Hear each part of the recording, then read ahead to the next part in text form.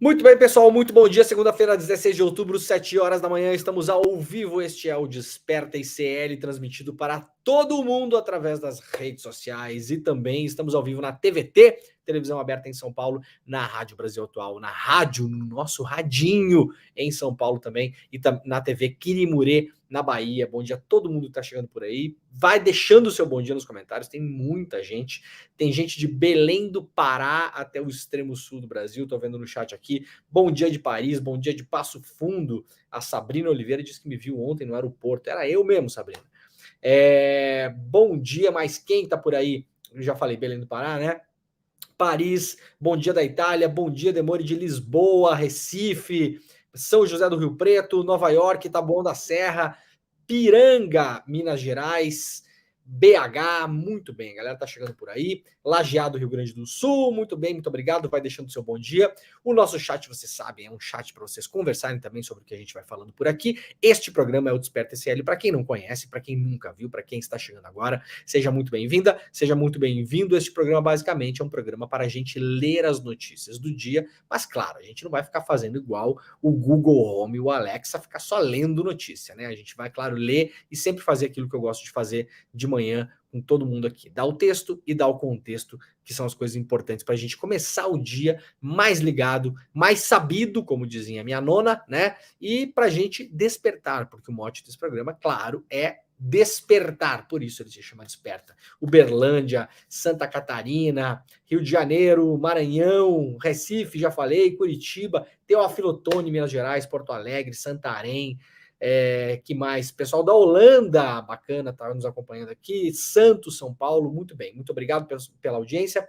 Quem puder, claro, já vai deixando seu like, já vai deixando seu comentário e, por gentileza, quem estiver aí nos acompanhando pelo computador ou pelo celular e tiver a possibilidade, por gentileza, eu sempre peço, compartilhe o link deste programa para que a gente possa chegar a um maior número de pessoas possível. De todo modo, vamos comemorar, claro, porque somos sempre a liderança da audiência dos noticiários da internet brasileira no Desperta, né? A gente vem fazendo aí 15, 16 mil pessoas de maneira muito constante, a depender do dia, vamos a mais do que isso no ao vivo, só nos canais aqui das redes sociais, tá? 16 mil pessoas ao vivo, isso aí é mais do que os podcasts mais badalados que vocês conhecem por aí, tá? Aliás, é muito mais, né? Muito mais. Então a gente está fazendo uma liderança de audiência muito legal na manhã aqui e, claro, ainda temos a nossa grande rede Desperta na parceria com o pessoal da TVT, da TV Quirimurê e também da Rádio Brasil Atual. Tá bom, gente? Vamos lá que tem muita coisa no programa hoje. Todo dia eu falo isso, né? Tem muita coisa no programa de hoje. É porque sempre tem muita coisa no programa de hoje, né? Ó, Rio Solimões vira deserto, indígenas adoecem bebendo água contaminada, matéria da Folha de São Paulo. Enormes bancos de areia se formaram e com água suja em Igarapé, indígenas sofrem com diarreia e vômito. A gente sempre fala por aqui, né? A emergência climática vai atingir primeiro, principalmente e de modo mais avassalador, as pessoas que estão já em condições muito precárias. Isso não é novidade para ninguém e é exatamente isso que está acontecendo. Olhem a foto do Rio Solimões. Quem nos acompanha pela rádio, saibam que é uma foto chocante, parece de fato um deserto. Eu vou mostrar agora aqui para quem está nos vendo pelo vídeo, tá? Olha isso aqui, gente. Isso aqui é o Rio Solimões. É um negócio desesperador. Vejam o tamanho desse negócio. Não é que assim a seca expôs uma parte da margem. Isso aqui é um pedaço imenso do Rio Solimões e dos seus afluentes e igarapés. Tem uma pessoa, para quem não está nos vendo, tem uma pessoa caminhando nessa imagem, tem uma pessoa caminhando. É como se fosse de fato um deserto. A gente só não sabe que é uma paisagem desértica porque tem a floresta no horizonte. Quer ver que eu vou fazer um negócio aqui, ó? Olha aqui, ó. Olha aqui, ó. Pronto. Para quem está nos vendo aí, olha só. A imagem toda tá lá em cima, tem a floresta, né? Eu vou tirar a floresta aqui. Olha aqui, ó. Pronto. Isso aqui é um homem caminhando no deserto. É uma paisagem que parece Marte. É inacreditável o que está acontecendo esse ano no Brasil e no mundo em relação ao clima. O Rio Solimões E uma veia central, é uma veia central da Amazônia, carrega ancestralidade, conecta regiões e países, dá vida a uma infinidade de comunidades tradicionais em suas margens e nas margens de seus afluentes e de seus agarapés. O trecho que banha a terra indígena Porto Praia de Baixo, na região de Tefé, virou um deserto. O rio caudaloso que ditava o ritmo da comunidade foi substituído por enormes bancos de areia a perder de vista. A gente fala, virou um deserto, parece que é não. De novo, olha aqui, ó. Isso aqui é uma parte do Rio Solimões. E para quem conhece o Rio Solimões, não é um riozinho que tem na sua cidade, não, aí, tá? O Rio Solimões é gigantesco. Cocamas, ticunas e maiorunas cruzam esses bancos de areia de margem a margem, de ponta a ponta da terra indígena, em uma imagem que lembra um deserto. A transformação é uma situação extrema. Os indígenas de Porto Praia são unânimes em apontar a seca de 2023 como a pior já vista, superando os efeitos da estiagem de 2010. E claro, o rio secou muito, os bancos de areia são mais extensos, os barcos ancoram cada vez mais longe, a estiagem já dura mais tempo e a expectativa é de que esse cenário de deserto continue no mínimo até novembro. Ou seja, vai atingir primeiro os mais pobres, os mais vulneráveis. Mas não pense você aí que não vai atingir você também, não, tá? Ah, eu moro num apartamento alto, se chover não tem problema. Ah, eu não sei o quê. Ah, na minha cidade não tem rio. Ah, na minha cidade não tem isso, não tem problema na minha cidade. Vai nessa, tá? Vai nessa. Se você conhece alguém que trabalha com o agro, você já ouviu falar, principalmente no sul do Brasil, que a coisa tá indo para banha, literalmente, tá indo para as cucuias. As pessoas que trabalham com agro sabem disso. Quem planta, quem faz essas grandes plantações de milho, de soja, aveia, trigo, não está conseguindo nem colher, e quem conseguiu colher não está conseguindo plantar, porque no sul não para de chover. E isso vai estourar lá na frente nos preços. Então não se enganem. Não se enganem, vai chegar para todo mundo. Vamos lá, notícia lá do UOL, o CPI aponta que donos transferiram capital da 123 milhas para contas pessoais. Que novidade. Olha, quem acompanha esse programa aqui já sabe disso, faz uns 3 meses mais ou menos, né? Agora, sem sacanagem, sem sacanagem. Na semana que estourou esse negócio da 123 milhas, aliás, acho que o Desperta foi o programa que mais falou dessa história, né? Nós falamos semanas a fio sobre essa história. Fiz alertas para as pessoas pararem de pagar prestação que estavam pagando de viagem para isso. Espero que vocês tenham ouvido o meu alerta, né, gente? Pelo amor de Deus. Vocês ouviram o que eu falei, né? Ó, por favor, lá no chat, quem estava pagando parcela de 1, 2, 3 milhas, que parou de pagar depois que eu vi aqui, pode comentar aí, pelo amor de Deus. Pararam de pagar, né?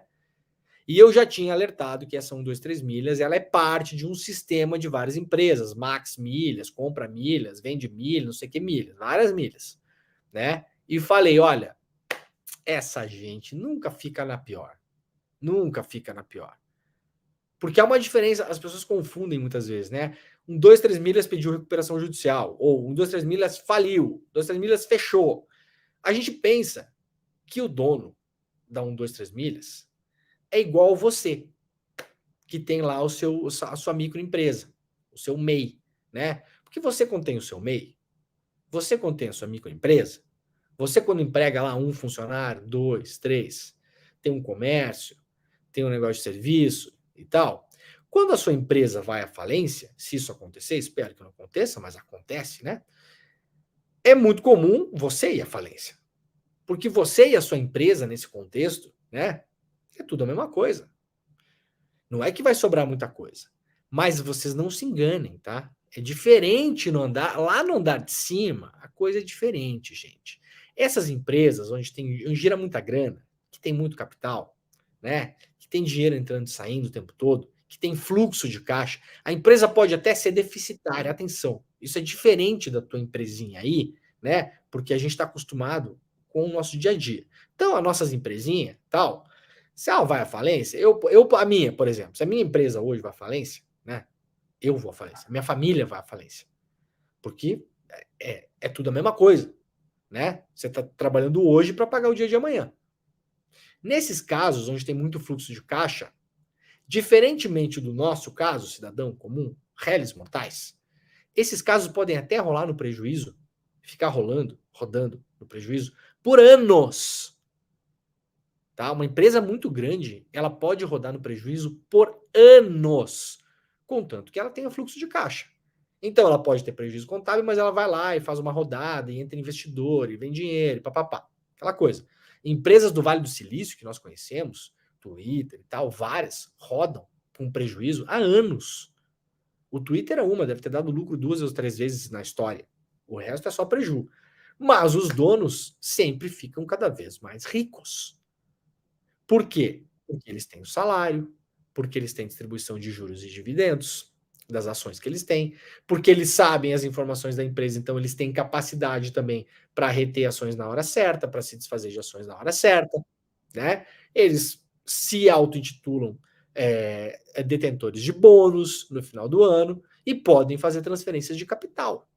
Então não se engane, que a coisa não é como roda aí na sua padaria, no seu consultório de odontologia, na sua, que mais? Na sua empresa de design gráfico, na sua empresa onde você faz adesivo para caminhão, onde, né, onde mais? Não vai, não é assim, tá bom? Na sua queijaria artesanal no interior de Minas Gerais, coisa maravilhosa, inclusive, adoro, amo, amamos, né? Não é assim que funciona, tá bom? É muito diferente. Os donos da 123 Milhas transferiram dinheiro da empresa para contas pessoais e de parentes nas semanas anteriores a 700 mil pessoas serem lesadas. De acordo com quebra de sigilo da CPI das pirâmides financeiras, em 31 de julho, 3 semanas antes da bancarrota, foram retirados 13 milhões e meio de reais do caixa da firma. A 123 Milhas diz que a acusação é leviana. Tá? Então, gente, os caras sabem o que vai acontecer, os caras olharam para dentro da empresa e falaram: vai dar ruim esse negócio aqui. A gente vendeu pacote para 700 mil pessoas, não vai ter assento para todo mundo. Os caras conseguem monitorar isso internamente. As pessoas que compraram aqueles pacotes, né, que tinha datas em aberto, começaram a reservar datas, começou a ter um volume muito grande de gente reservando datas no mesmo período do ano. Os senhores 123 Milhas olharam e falaram: ih, ferrou. Ferrou ferrado. Quanto é que tem no caixa aí? Tem tanto. Quanto é que custaria se a gente tivesse que devolver 1/4 do dinheiro dessas pessoas? Ferrou, não tem, já era, acabou. Ah, então vamos dar um jeito aí, né? A empresa pode ir, a gente fica, tá? É assim que funciona, gente, tá bom? É assim que rola o negócio. Os sócios da 123 Milhas, já cientes da derrocada da empresa, executaram estratégias para desviar ativos dela para si e para seus parentes, diz o trecho. A CPI pediu indiciamento de 8 pessoas da diretoria da 123 Milhas, incluindo os irmãos Ramiro e Augusto Madureira, sócios da empresa. Entre os crimes cometidos, a comissão apontou estelionato, lavagem de dinheiro, gestão fraudulenta e atuação como organização criminosa. Aliás, esse caso do 123 Milhas deu uma salvada nessa CPI das pirâmides financeiras que estava indo do nada para lugar nenhum, né? Vamos lá para Mônica Bergamo, na Folha de São Paulo. O Observatório diz querer abrir a caixa preta da Lava Jato e expõe multas bilionárias da operação. Um grupo formado por advogados e juristas colocará no ar nesta segunda-feira, portanto hoje, o site Observatório da Lava Jato. A iniciativa, que promete abrir o que seus criadores chamam de caixa preta da força-tarefa, fará sua estreia expondo números astronômicos de acordos celebrados à época da operação. Dados compilados pelo Conselho Nacional de Justiça após diligências na 13ª Vara, a vara que era a vara do Sérgio Moro, né? E obtidos pelos fundadores do observatório, indicaram que a Lava Jato teria autorizado apenas no Brasil, atenção aqui, tá? Olha, eu vou ler isso aqui, vocês vão ouvir, e vai parecer uma coisa legal, tá bom? Vai parecer uma coisa normal, mas não é, tá? Então presta atenção.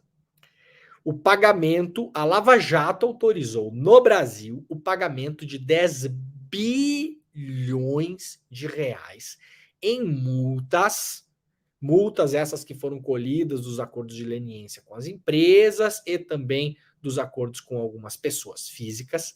10 bilhões em multas foram parar na mão de órgãos como Ministério Público e Polícia Federal. Aí você pensa, não, é normal, né? Normal. Foram lá, aplicaram multas em empresas, capturaram esse dinheiro, né? Bem feito para as empresas, foram roubar, que coisa, né? E aí a multa vai para quem? Para quem que vocês acham que vai a multa que a Lava Jato captou? Ela foi para o Ministério Público, para a Polícia Federal. Não parece esquisito para vocês? Vamos pensar o seguinte, para além do fato, claro, né, de que os números ainda mostram que 1,3 bilhão de reais foi para os Estados Unidos e quase 1 bilhão de reais foi para a Suíça. Isso aqui tudo dinheiro brasileiro, eu não canso de repetir.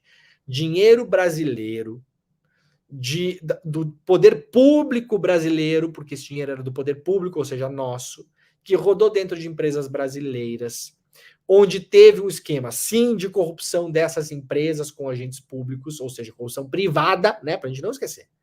Corrupção privada, que foi feita com agentes públicos, no Brasil, com empresas brasileiras, esse dinheiro foi parar no exterior. É um mistério também isso, né? Vocês imaginam os Estados Unidos aplicando uma multa de uma lava-jato americana e trazendo parte do dinheiro para o Brasil? Levando para a França? Levando para a Alemanha? Vocês acham que isso faz algum sentido? Não parece fazer sentido, né? Porque não faz, de fato, sentido, tá? A destinação dos valores teria sido justificada com base em uma lei que versa sobre crimes de lavagem de dinheiro, mas a partir de uma leitura que não está de acordo, ou seja, está em desacordo com o que prevê o próprio CNJ, é o que afirma o observatório. Aí, gente, vamos lá. Duas coisas importantes. Eu fui convidado pelo advogado, doutor, jurista Fernando Fernandes, para fazer parte desse observatório, então sou um observador do observatório também, tá? Mas esse trabalho todo de compilação e tal, que foi feito pelo observatório, né, pelos profissionais do observatório, o que muito me honra, inclusive, o convite, né, porque é basicamente um observatório de transparência sobre como foi feita a Lava Jato. Então, sensacional, tô dentro, Fernando Fernandes me convidou, falei, tô dentraço, só colocar meu nome lá. E aí, vejam que coisa curiosa, a Lava Jato é Ministério Público, tá? Vamos esquecer Lava Jato, que como eu sempre falo, Lava Jato é um nome fantasia, é uma criação. É uma abstração. Lava Jato não existe, tá bom? Não existem os processos da Lava Jato, tá? Por que não existem os processos da Lava Jato? Vou dar um exemplo rápido. Cristiano Zanin, Supremo Tribunal Federal, se hoje tiver que se declarar impedido de participar de algum processo no Supremo, deve se declarar impedido nos processos nos quais ele atuou. Correto? Correto. Deve se declarar impedido nos processos da Lava Jato? Não. Por que não? Por quê? Ora, o Zanin não atuou na defesa, por exemplo, do Eduardo Cunha. O Zanin não atuou no acordo de delação da Odebrecht. Não atuou na defesa do Marcelo Odebrecht, tá? Então, assim, não existe a lavagem. Vejam como isso é um conceito para você tomar conta de uma parte enorme e importante de processos judiciais. Você vai lá, você coloca um post-it, sabe aqueles post-it amarelinho? Você vai lá, você cola um post-it em cima de um processo e fala, não, isso aqui é Lava Jato. Isso aqui não pode. Isso aqui o Zanin não pode olhar porque é Lava Jato. Não, isso aqui fulano não pode trabalhar porque é Lava Jato. Não, isso aqui fulana tem que se declarar impedido porque é Lava Jato. Não existe Lava Jato. Não existe. É uma abstração, uma fantasia, uma ficção. Tá? Então vamos lá. Quem é que fez os acordos?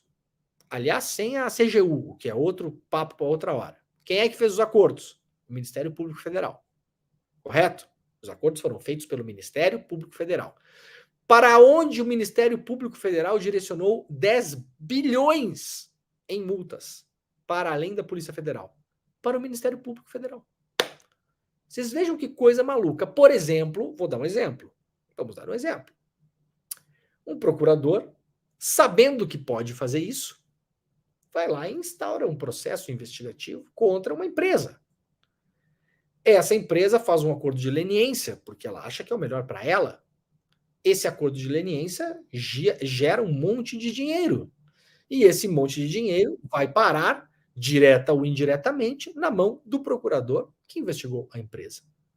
Isso não é uma coisa parecida com aqueles filmes dos anos 70, que tinha 3 caras fumando cigarro na frente de um Mustang estacionado na frente de uma pizzaria?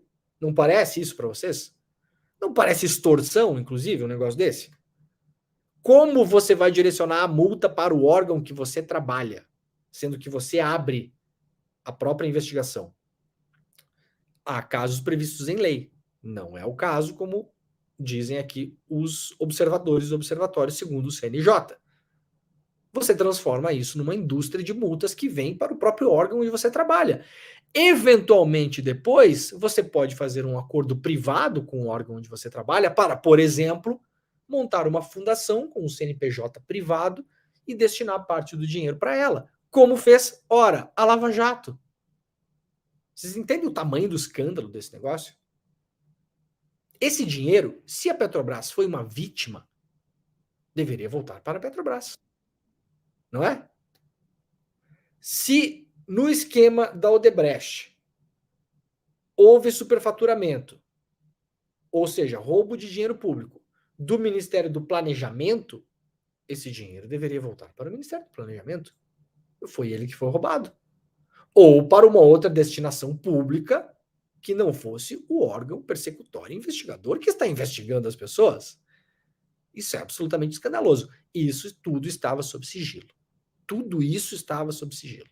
Só para a gente entender, tá? A Lava Jato só tirava do sigilo o que interessava a ela, né?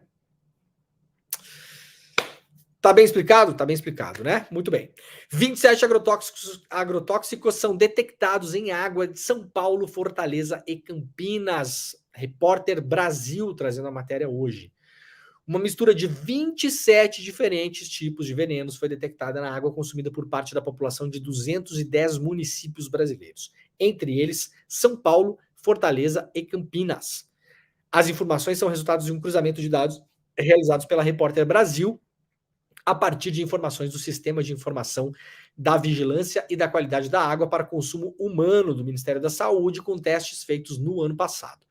A maioria dos exames identificou uma concentração dentro do limite considerado seguro pelo Ministério da Saúde para cada tipo de substância isoladamente. Ou seja, a simples presença de cada agrotóxico em uma amostra não necessariamente acarreta problemas de saúde. No entanto, a regulação brasileira não leva em conta os riscos da interação entre os diferentes tipos de pesticidas. É justamente a mistura de substâncias o que preocupa especialistas ouvidos pela reportagem. Eles afirmam que o chamado efeito coquetel pode gerar consequências ainda desconhecidas ao organismo humano. Quem acompanha essa cobertura sobre agrotóxicos no Brasil, né? Que, aliás, o agro habilmente conseguiu mudar a palavra para defensivos, né? Veja que curioso, né? Vocês já prestaram atenção nisso? Eu gosto muito de prestar atenção no detalhe do uso das palavras, né? O agrotóxico hoje é usado basicamente por ativistas, por jornalistas e por pesquisadores sérios. Todo o resto usa defensivos agrícolas, né? Vem de defesa, né? Então aquilo é uma defesa para a planta, uma defesa para o nosso alimento. É brilhante, né? A gente tem que reconhecer quando a coisa funciona de fato, né? Muita gente que pesquisa agrotóxicos e que cobre, colegas que cobrem, Repórter Brasil, uma delas, né? Ellen Freitas, a repórter, vem falando sobre a mistura de agrotóxicos há muitos anos, que é uma coisa muito pouco estudada. Ou seja, supondo que você consuma 0,1 miligrama do agrotóxico A, isso não é prejudicial à sua saúde, tá? Nesse exemplo aqui. Mas, se você consumir a mesma quantidade desse agrotóxico A em uma planta que tem outro agrotóxico junto, o efeito combinado dos dois pode fazer com que aquela mesma quantidade seja tóxica. E isso não é devidamente estudado. Por quê? Porque, primeiro, não há dinheiro para estudar isso. Porque quem estuda isso, no geral, são ONGs ou as universidades públicas, que têm pouca grana. As universidades privadas e a iniciativa privada não têm interesse em estudar isso porque sabe que vai descobrir coisa que não é para descobrir. Então, por isso, não estuda. E há uma dificuldade técnica nisso, que é o seguinte: há centenas de agrotóxicos que são usados no Brasil. Vários deles, inclusive, proibidos na União Europeia, por exemplo, né? Então, como eu sempre falo, ou nós somos um bando de trouxa ou eles são um bando de trouxa. Alguém é trouxa nessa história, né? E aí é muito difícil estudar a combinação. Olha, no Brasil usa centenas. Aqui nessa matéria são 27 os detectados na água. Vocês imaginem a quantidade de combinações. Quem é bom de matemática aí? Quantas combinações possíveis entre agrotóxicos a gente consegue com 27 agrotóxicos diferentes, né? Então tem a combinação de A com B, daí de A com B com C, aí de A com C, aí de B com C, aí de, sabe? Então assim, ó, é muito complexo. De fato, a gente não sabe que água a gente está tomando e o que a gente está consumindo. Esse é o grande problema. Rapidamente aqui, liberal Daniel Noboa derrota a esquerda lá no Equador e foi eleito presidente nesse final de semana. A eleição do Equador a gente cobriu bastante aqui também, inclusive, né? Teve 2 assassinatos, uma tentativa de assassinato, muito complexa a situação, e acabou indo parar na mão do Daniel Noboa. O Daniel Noboa é filho do magnata da banana.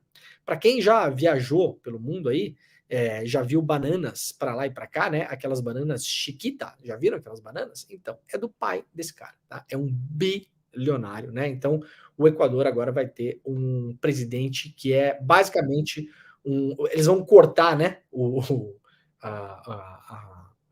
Os middlemen, né? As pessoas do meio, assim, entre o capital e a política, né? Então pegaram o capital, colocaram direto na política, pronto, tá resolvido, né? Mais ou menos o que fez a Itália com Berlusconi anos atrás, né? Carolina Brígido está reportando lá no UOL, o governo federal envia para o Rio 550 agentes da Força Nacional e da Polícia Rodoviária Federal.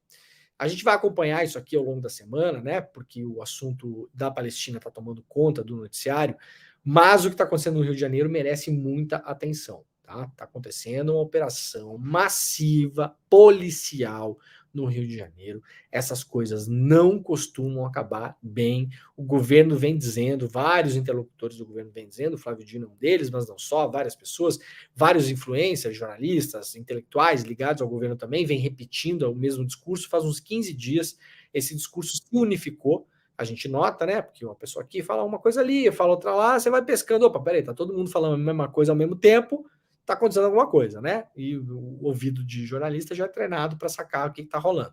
Então tá acontecendo sim uma mobilização filosófica, inclusive, né? No governo, dizendo que o combate à criminalidade precisa de polícia. Tá? Esse é o resumo da história. Então, assim, não temos como combater o crime sem a polícia. Então, tá rolando um lance de valorização da polícia, né? O que, claro, a polícia tem que ser valorizada num estado onde a polícia existe, né? Então, a polícia existe, ela precisa ser organizada, você precisa limpar a polícia, aquela coisa toda, ser bem paga, né? Os policiais têm problemas psicológicos gravíssimos no Brasil, já é sabido há muito tempo, etc. e tal.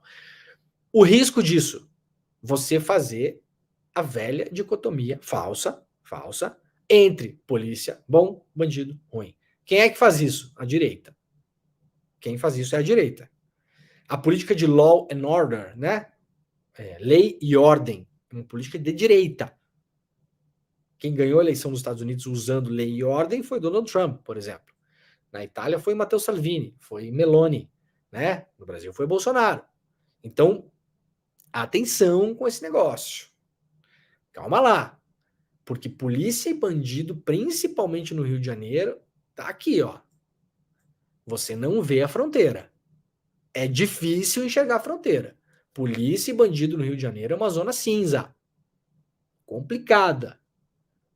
Então eu espero que essas coisas andem de um jeito que não é o jeito como a gente viu 550 agentes da Força Nacional e da PRF no Rio de Janeiro. Se fosse um ano atrás, eu ia dizer para vocês agora que amanhã, se tiver operação, vai aparecer 10 pessoas mortas. Vamos ver se a coisa vai do mesmo jeito. Eu espero que não. E fica aqui o meu recado, minha dica. Para quem acompanhou e acompanha agora um pouco mais à distância, né? Mas acompanhou, inclusive, sigo sendo processado pela Polícia Civil do Rio de Janeiro por ter denunciado uma chacina no Jacarezinho. Sigo, sou investigado até hoje. A Polícia Civil do Rio de Janeiro abriu uma investigação contra mim porque eu publiquei uma reportagem mostrando que a Polícia Civil do Rio de Janeiro, através da CORE, tinha um grupo de matadores. Mataram 23 pessoas na época. O investigado foi o policial que apertou o gatilho? Não. Foi o delegado que autorizou a ordem? Não. Quem foi investigado? Eu. Eu estou sendo investigado até hoje. 2 anos depois. A investigação está aberta até hoje. O delegado até hoje não fechou a investigação contra mim por denunciar esse tipo de coisa. Então fica aqui uma dica. Queridos que estão cuidando disso no governo federal. Se vocês não limparem a polícia do Rio, vocês não chegarão a lugar nenhum que não seja empilhar cadáveres de pessoas pretas, pobres e faveladas. Tá bom? Se vocês não limparem a Polícia Civil e a Polícia Militar do Rio de Janeiro, vocês não chegarão a nenhum lugar que não seja a montanha triste, terrível de cadáveres. Essa é a real. Gente, vamos lá. A gente vai para agora falar de Palestina.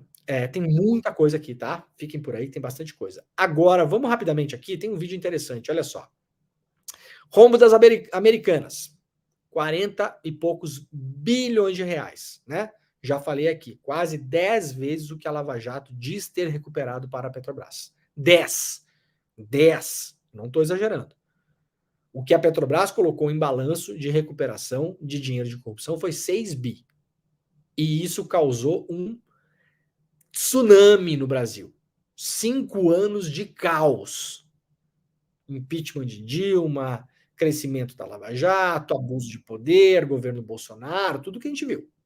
Prisão do Lula, tudo que a gente viu. 6 bi. Americanas, 40. E o assunto agora já está enterrado. CPI das Americanas, criada para investigar a fraude das Americanas. Não indiciou nenhuma pessoa. Zero. Deputado Carlos Chiodini, deputado que foi o relator, falou que não podia indiciar ninguém porque não tinham chegado a nenhuma conclusão. Carlos Chiodini não chegou a nenhuma conclusão porque não investigou. Como é que... Isso não é minha opinião. Eu tô falando sério mesmo. A CPI não investigou. Então, Carlos Chiodini, se você não investiga, você não denuncia. Isso é óbvio. Me parece que essa CPI foi feita para isso, inclusive.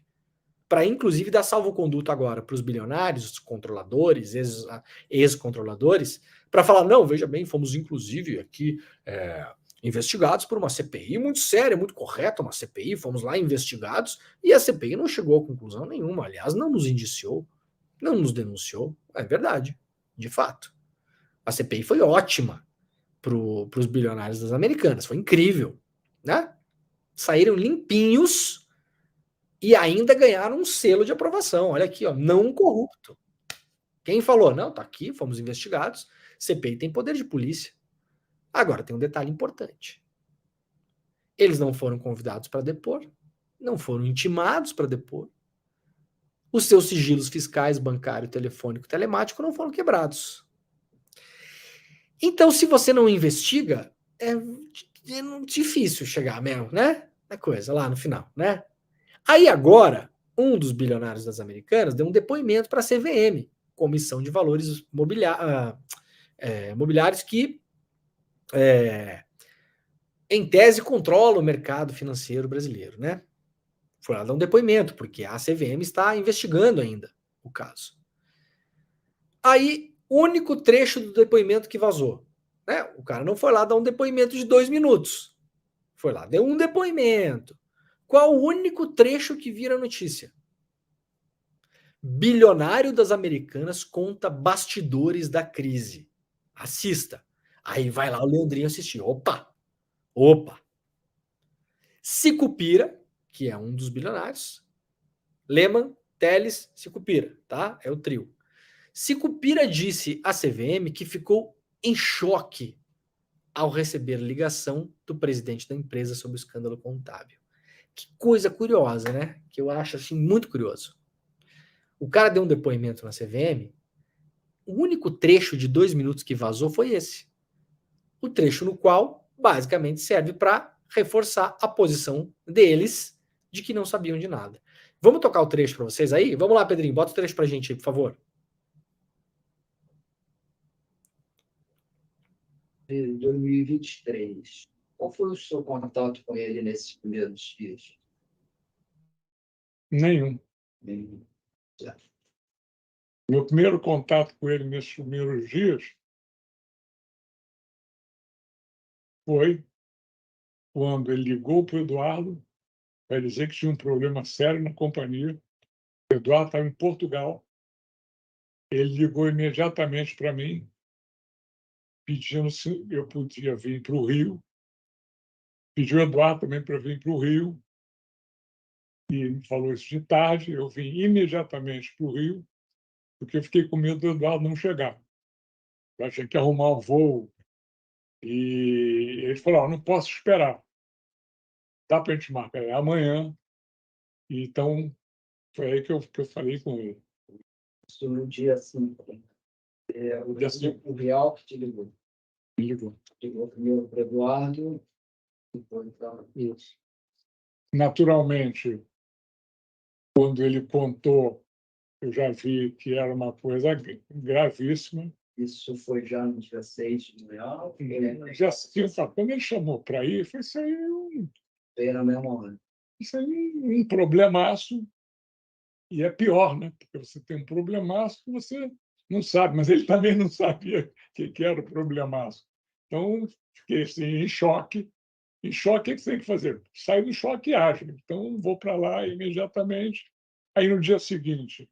Ele comentou alguma coisa no telefone? Ou Comentou. A pessoa que tinha o problema? Comentou que tinha um problema, ele falou, um problema grande de inconsistência contábil. Não estamos apurando ainda, mas só tem má notícia. Ele falou, não tem nada que me leve a crer que eu estou errado, alguma coisa assim. Eu falei, pô.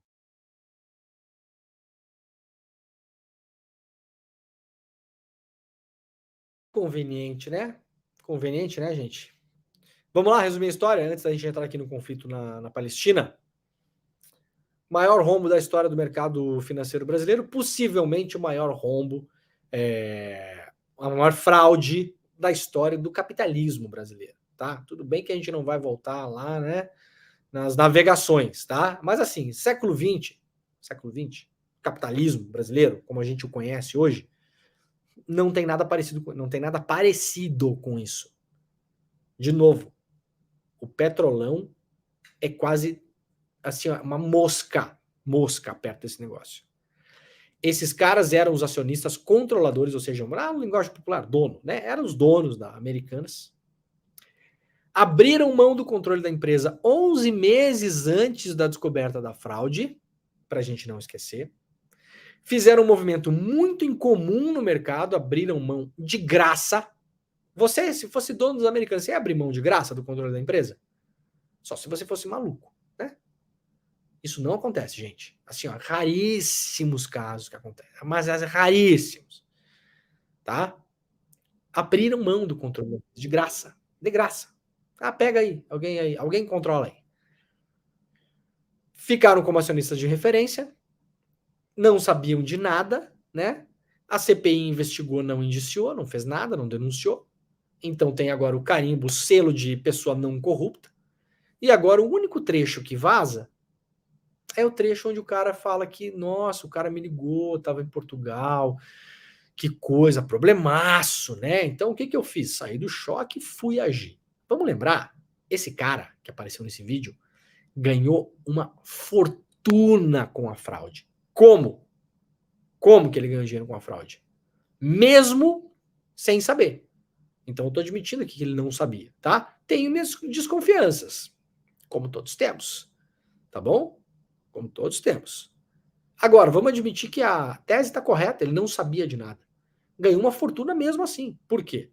Porque era detentor de ações, de bônus, dinheiros que vão e vêm, né? Essas coisas complexas do mercado financeiro, as ações que esses caras tinham ao longo de todos esses anos se valorizaram absurdamente em cima de balanços falsos.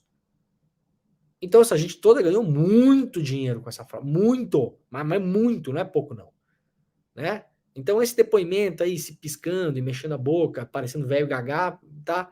Quem tiver pena pode levar para casa, né? Como diz o outro lá, né? Tá com pena, leva para casa. Nesse caso aqui a gente pode fazer piada, né? Muito bem, gente, vamos lá. Ó, Jamil Chad lá no UOL, Gaza vive expectativa de abertura hoje. Governo diz que brasileiros ainda não saíram. A fronteira de Gaza, ontem saiu uma notícia de que a fronteira de Gaza com o Egito, lá no sul, tá? Tem um pedacinho de Gaza, uma franjinha de Gaza que tem uma fronteira com o Egito. Essa fronteira é uma fronteira fechada, é uma fronteira que já passou por 1 milhão de situações diferentes. Já foi aberta, já foi fechada, já teve túneis, teve mais de 1.000 túneis clandestinos que ligavam Gaza ao Egito. Para que, Leandro, esses túneis? Bom, entre outras coisas, para levar comida para dentro, por exemplo. Já que Israel mantém um bloqueio em relação à faixa de Gaza, por terra e por mar. Para levar alimento, para levar medicamento, para levar peça de carro, senão os carros param de funcionar, para levar suprimento para o hospital, para levar oxigênio, etc. e tal. Claro que por ali também passam armamentos, óbvio, tá? Mas a gente tem que contar a história toda aqui.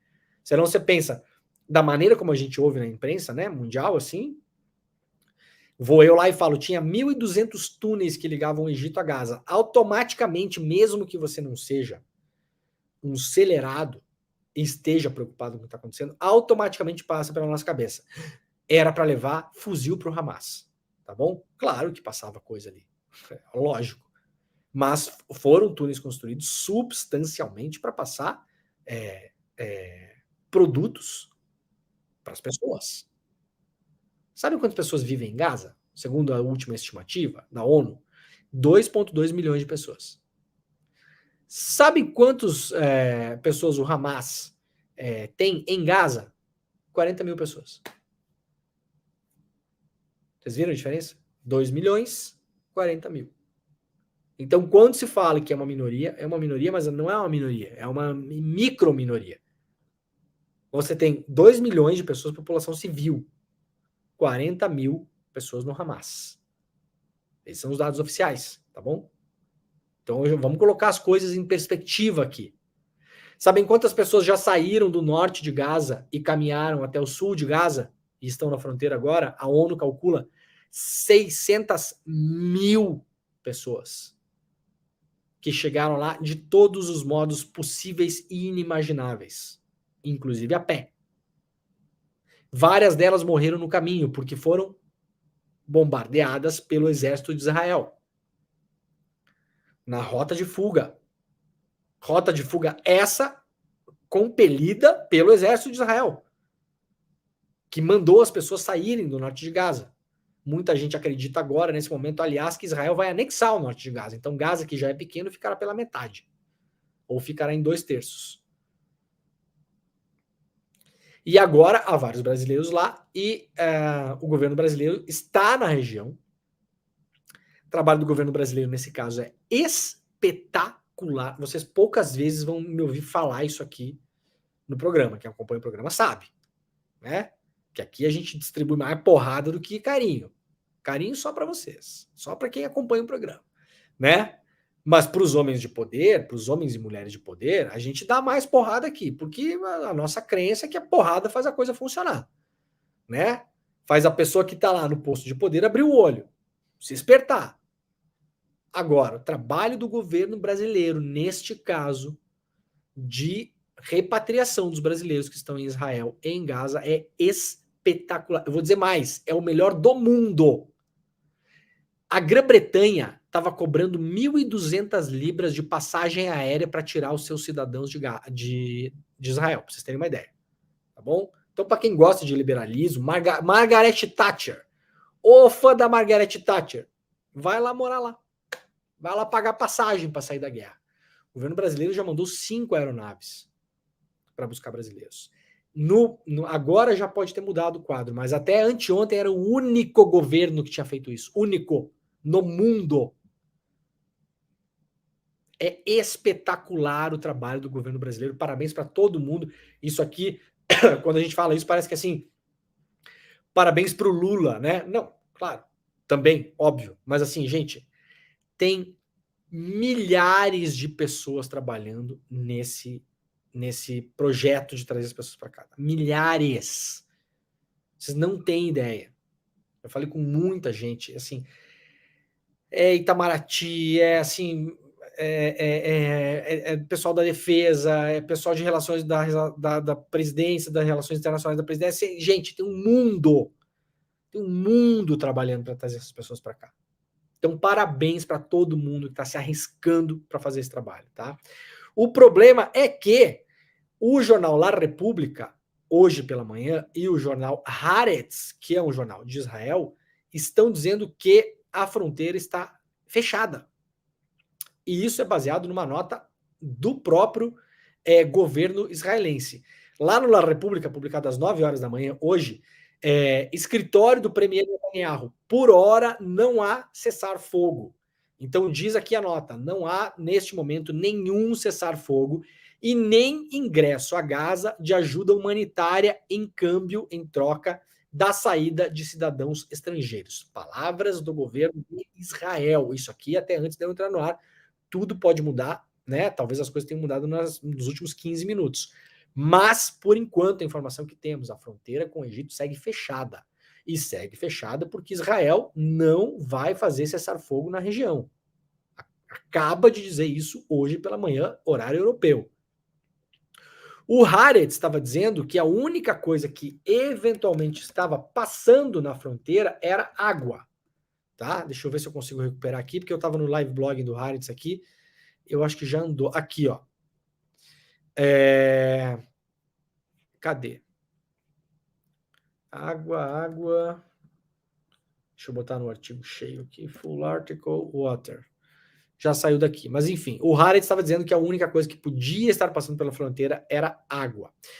Aqui um mapa feito pelo jornal O Globo, para vocês entenderem um pouco melhor, tá? Então, a fronteira com o Egito é aqui embaixo, em Rafah, tá? O Brasil já deslocou vários diplomatas, várias pessoas do seu corpo diplomático para a região.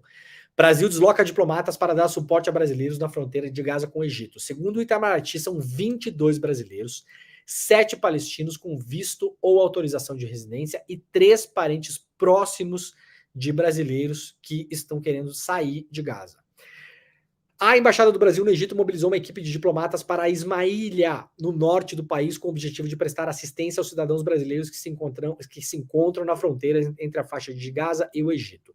Essa equipe também está encarregada, ao lado de grupos de outras embaixadas, de conduzir negociações com autoridades locais, visando a abertura das fronteiras para permitir a passagem dos brasileiros e de pessoas de outras nacionalidades. Qual é o grande problema ali, gente? O Egito também não sabe o que fazer.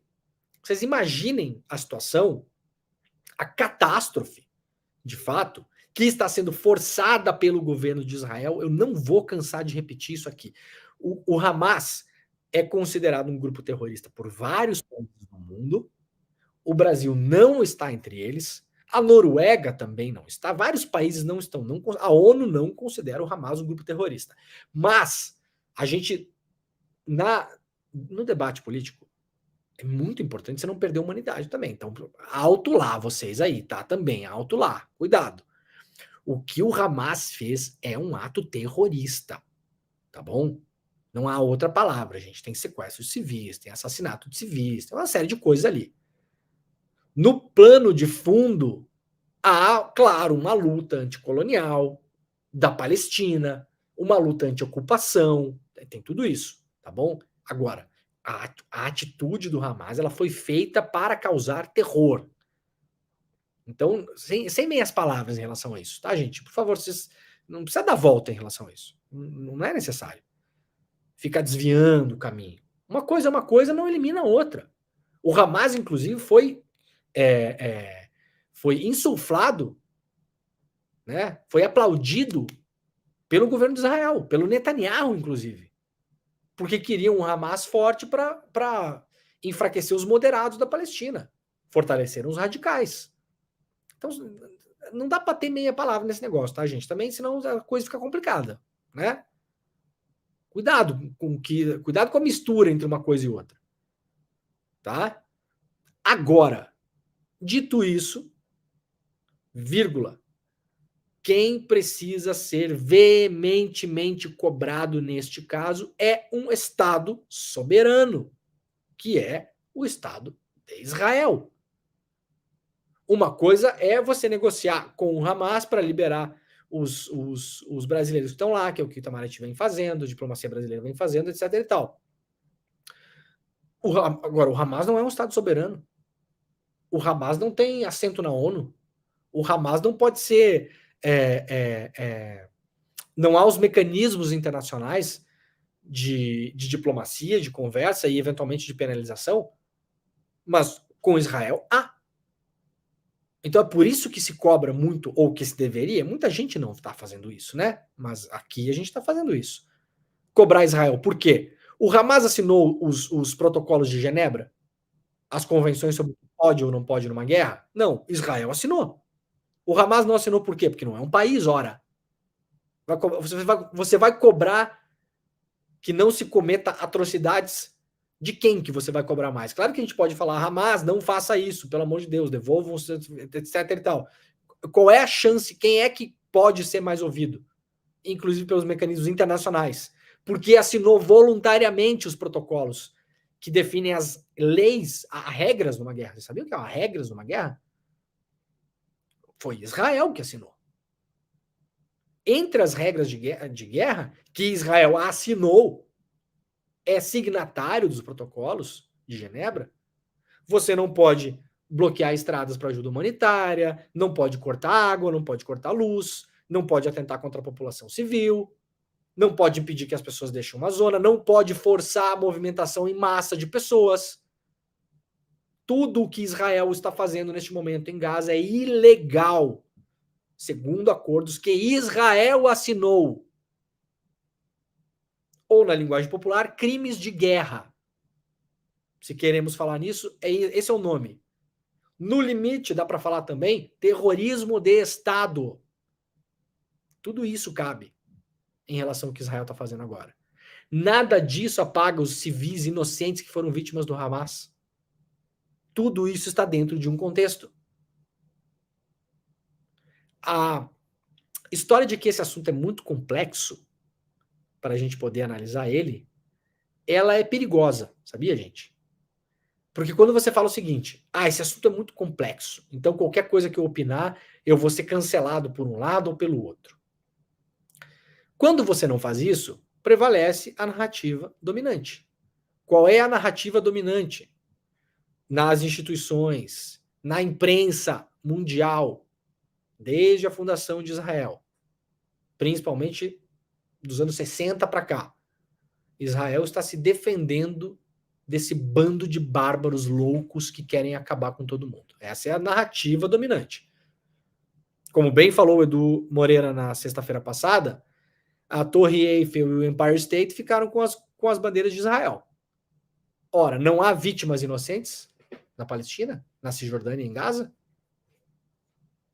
Então, a narrativa dominante é que, tanto é que o próprio exército de Israel, o nome é o exército de defesa, né? O que é uma falácia, porque esse exército ataca. E muito, inclusive. E não é de hoje. Então, quem tem que ser cobrado aqui é o Estado soberano, país signatário dos documentos, dos protocolos de Genebra, que definem o que pode e o que não pode em um conflito. E tudo o que Israel está fazendo agora em Gaza não pode. Você não pode bombardear a escola, você não pode bombardear áreas civis. Mas tem terrorista se escondendo num prédio civil. Então tá, então bam, bota abaixo, 12 andares. A casa de todo mundo. Porque tinha 3 pessoas lá dentro que você acha que eram terroristas. Não pode. Não pode. A opinião de quem é contra isso, ela é irrelevante, tá bom, gente? Irrelevante. Isso é a mesma opinião da pessoa que acha que a lei e tal, se você não concorda, então você vai lá para Genebra, né? Você convoca a ONU e você muda os protocolos. Os protocolos que foram assinados por Israel hoje dizem que Israel está cometendo reiterados crimes na faixa de Gaza. Reiterados crimes na faixa de Gaza. Crimes de guerra, passíveis de penalização no Tribunal Penal Internacional. Aliás, o Putin, quando cometeu esses mesmos crimes na visão do Tribunal Penal Internacional, na Ucrânia, teve a sua prisão decretada, né? O Netanyahu não vai ter prisão decretada também, não? Qual a diferença do que um exército e o outro estão fazendo com os civis da região? A gente sabe a diferença, né? Jamil Chad, Gaza tem falta de saco de cadáver, 11 mortes por hora e 1 milhão de deslocados. Desses 1.600.000 já chegaram na fronteira, né? Brasil costura com potências resolução na ONU para cessar fogo. Notícia também de última hora. A relatora da ONU diz que a resposta global à guerra Israel-Hamas é repugnante, fala sim em atos terroristas do Hamas, mas diz que o que Israel está fazendo é injustificável. ONU, injustificável. Vamos lá mais rapidamente aqui. Biden reforça que Hamas deve ser eliminado, não se esperava nada diferente de um presidente americano, né?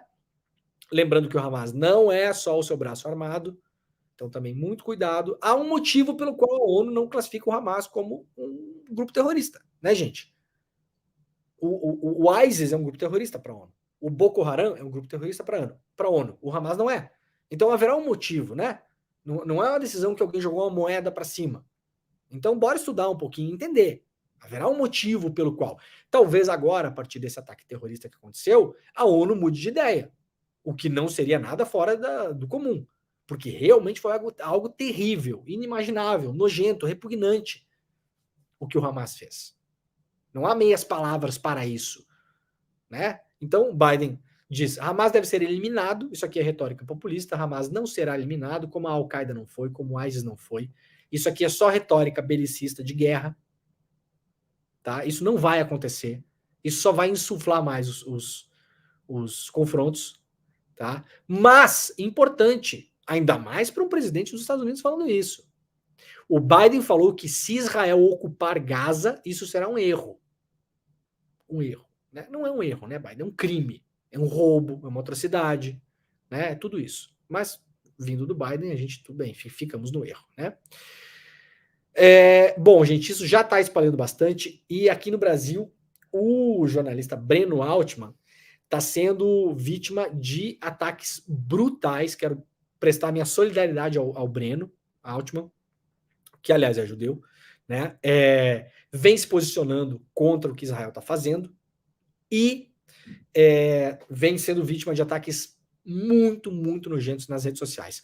O Brasil 247 publicou uma matéria hoje de manhã, muito importante, grupo sionista no WhatsApp fala em arrancar os dentes e cortar os dedos de Breno Altman. O 247 teve, deixa eu ver quem é que escreveu a matéria aqui, não tem o nome do jornalista, não tem. Um grupo de WhatsApp chamado Geopolitics, formado por quase 300 integrantes, fez essas ameaças, então, ao Breno Altman, que é editor do Opera Mundi, né? E aí tem várias mensagens aqui. Eu não vou mostrar as mensagens, porque, até vou dar uma dica para o pessoal do 247, porque os números de celulares estão nas mensagens, pessoal. Apaguem esses números, que isso aí pode dar problema, né? A exposição desses números. Mas é nojento, repugnante, violento o que está acontecendo com o Breno. Presto aqui minha solidariedade, parabéns para o 247 por ter publicado essa matéria, hoje pela manhã. Se der tempo, os colegas do ICL Notícias Primeira Edição vão falar mais sobre isso. E aí esse grupo faz uma lista de supostos inimigos de Israel, onde está, claro, o Breno Altman. E lá está o ICL também. Está o nosso querido Guga Noblat, nominalmente, e está o ICL, né? Essa gente enxerga jornalismo bem feito, contextualizado, explicado, organizado, que não seja servir de moleque de recados do governo de Israel, que não seja ser marionete da imprensa mundial. Essa gente enxerga isso como sendo uma coisa feia, ruim. Então o ICL está nessa lista, né? Então, tirando o caso nojento, horrível desse caso, a mim muito me orgulha estar nessa lista, viu, senhores? Tá? Muito bem, pessoal, vamos lá, o programa está acabando. Muito obrigado, pessoal, que nos acompanha pela TVT, pela Rádio Brasil Atual e pela TV Quirimuria. Nós voltamos amanhã, tá bom? Tchau pra vocês. Ó, gente, tá começando agora o ICL Notícias primeira edição. Acompanhem tudo o que está acontecendo, claro, lá na Palestina, em Gaza principalmente, né? Os brasileiros que desejavam voltar para casa, a maioria já voltou, graças à ajuda dos aviões pelo governo federal do Brasil, mas os que estão em Gaza ainda não conseguiram sair de lá. São cerca de 30 pessoas que estão desesperadamente buscando uma saída pelo Egito. A gente vai acompanhar isso. Fiquem agora com o ICL Notícias primeira edição. Qualquer novidade em relação à abertura da fronteira, vocês saberão em primeira mão lá com a Vivian e com o William, tá bom? Eu volto amanhã. Muito obrigado e tchau pra vocês. A liberdade de imprensa é que garante acesso a informações que não são contadas de uma forma natural, né, pelos seus atores.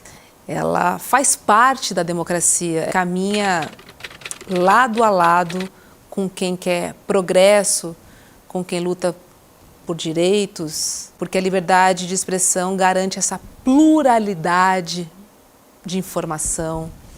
Ela te dá acesso a conteúdos que provocam uma reflexão, né, na sociedade. A liberdade de expressão precisa ser garantida com todo o respeito e com toda a verdade possível.